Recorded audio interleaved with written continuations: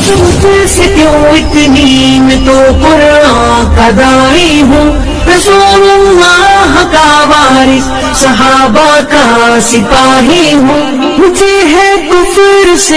الحمد لله رب العالمين والصلاة والسلام على أشرف الأنبياء والمرسلين نبينا محمد وعلى آله وصحبه أجمعين. قال الله تعالى: اليوم أكملت لكم دينكم وأتممت عليكم نعمتي ورضيت لكم الإسلام دينا.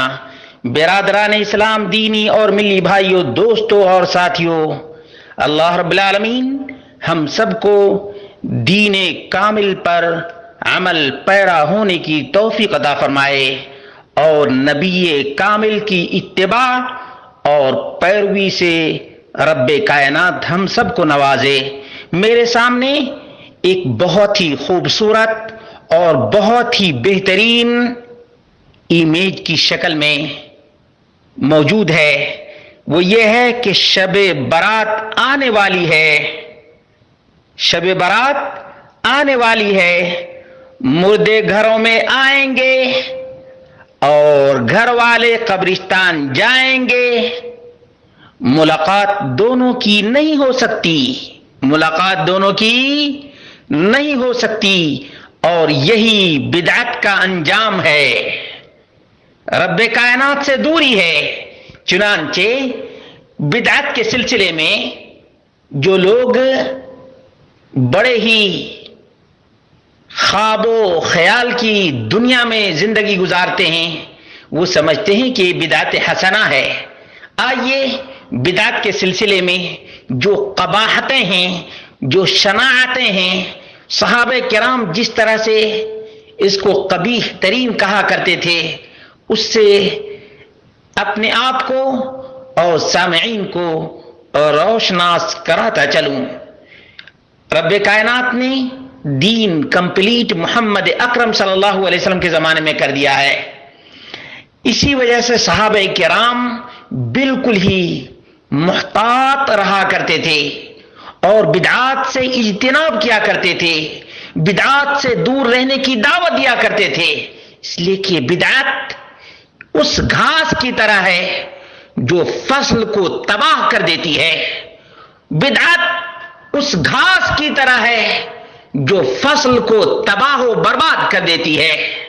چنانچہ نبی مکرم صلی اللہ علیہ وسلم کی تعلیم تھی اور آپ کی تلقین تھی: کل محدثۃ بدعہ وکل بدعۃ ضلالہ. دین میں ہر نئی چیز بدعت ہے اور تمام تر بدعتوں کا انجام گمراہی ہے. اور نسائی کے اندر ہے وَكُلُّ ضَلَالَةٍ فِي النَّارِ، اور گمراہی کا انجام جہنم کی بھڑکتی ہوئی آگ ہے. اسی لیے عبداللہ بن عمر رضی اللہ عنہ، عمر فاروق کے صاحبزادے، کہا کرتے تھے: كُلُّ بِدْعَةٍ ضَلَالَةٍ وَإِنْ رَآهَا النَّاسُ حَسَنَةً. الابانہ لابن بطہ، جلد نمبر 1 صفحہ نمبر 339. دین کے اندر تمام نئی چیزیں گمراہی ہیں، اگرچہ ان گمراہیوں کو لوگ بہتر سمجھتے ہوں. دیکھا، یہ عبداللہ بن عمر رضی اللہ عنہ کا بیان ہے. عبداللہ بن عباس نے کہا تھا عباس بن حاضر سے: علیک بالاستقامہ واتباع الاثر وایاک والتبدع. سنن الدارمی 141، الابانہ لابن بطہ 164. تمہارے اوپر سنت لازم ہے اور اثر کی اتباع لازم ہے، اور بدعت سے بچو. وَإِيَّاكَ وَالتَّبَدُّعَ، بدعت سے بچو. اور معاذ بن جبل رضی اللہ عنہ کا بیان ہے: إِيَّاكُمْ وَمَا ابْتُدِعَ فَإِنَّمَا ابْتُدِعَ ضَلَالٌ. سنن ابو داؤد حدیث نمبر 4611. یہ معاذ بن جبل ہیں کہتے ہیں کہ بدعت سے بچو، جتنی بھی دین کے اندر بدعت ایجاد کی گئی ہے وہ گمراہی ہے۔ فَإِنَّمَا ابْتُدِعَ ضَلَالٌ ضَلَالٌ۔ اور عبداللہ بن مسعود رضی اللہ عنہ کا بیان سن لیجئے۔ مسلمانوں، یہ عبداللہ بن مسعود رضی اللہ عنہ ہیں، ان کی فقاہت کے چرچے تو بہت ہوتے ہیں، لیکن ان کی اس بات پر توجہ بالکل نہیں دی جاتی۔ عبداللہ بن مسعود رضی اللہ عنہ نے کہا تھا، اتبعوا ولا تبتدعوا فقد کفیتم۔ لوگو، قرآن و سنت کی اتباع کرو اور بدعت پر مت چلو۔ تمہارے دینی احکام کے لیے قرآن و سنت کافی ہیں۔ وَكُلُّ بِدْعَةٍ ضَلَالَةٍ، اور یاد رکھو دین کے اندر ہر نئی چیز بدعت، گمراہی اور ضلالت ہے۔ سنن دارمی 211 نمبر۔ حذیفۃ بن الیمان کا بیان، کل عبادت لم يتعبد بها اصحاب رسول اللہ صلی اللہ علیہ وسلم فلا تتعبدوا بها۔ حذیفہ یہ صاحب السر ہیں، نبی مکرم صلی اللہ علیہ وسلم کے رازداں ہیں۔